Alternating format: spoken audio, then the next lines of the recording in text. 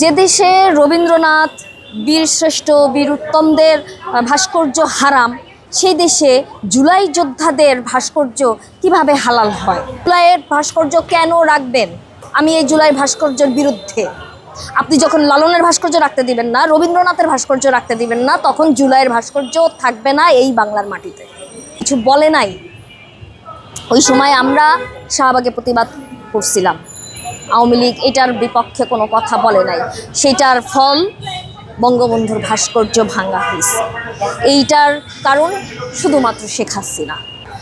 মানে এটা কি মানে ভণ্ডামি না আপনাদের? আপনারা এই ভণ্ডামি করে জুলাই বিক্রি করে কতদিন খাবেন? এখন তো রাস্তা রাস্তায় পড়ে পড়ে মার খাচ্ছেন, মার আরও পড়বে। আরেকটু সময় দেন, মার পড়বে। হ্যাঁ, তো এই যে ভাস্কর্য হারাম হারাম বলে বলে আমাদের কোণঠাসা করে দিয়েছেন। আমরা এখন রাজপথে প্রতিবাদ করতে পারি না আপনাদের মবের ভয়ে। ভাস্কর্য ভাঙার বিরুদ্ধে আমরা যে রাজপথে নামবো, আন্দোলন করব, মানববন্ধন করব, সেটা করতে পারি না। হ্যাঁ, 15 বছর করে গেছি, তখন পুলিশের মাইর খাইছি, টিয়ার গ্যাস খাইছি, কিন্তু এখন করতে পারি না। এখন আপনারা নোংরামি করেন, মব করেন। তো যে জিনিস আপনাদের জন্য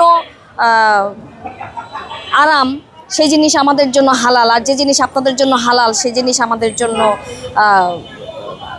হারাম না। তো এই ভণ্ডামিগুলো করেন না।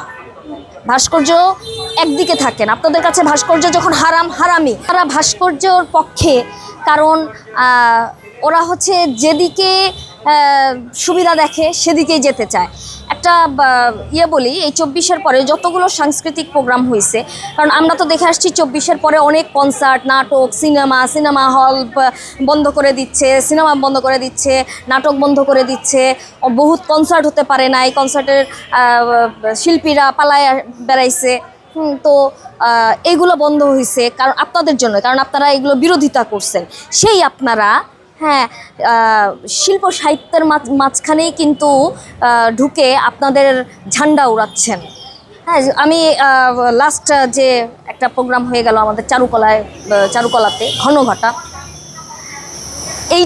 এই ঘনঘটার মতন আরও কিছু প্রোগ্রাম আপনারা অ্যারেঞ্জ করে বোঝাতে চান যে বাংলাদেশে আসলে শিল্প সংস্কৃতি চলতেছে, এখানে শিল্প সংস্কৃতির উপরে কোনো রকম অ্যাটাক হচ্ছে না।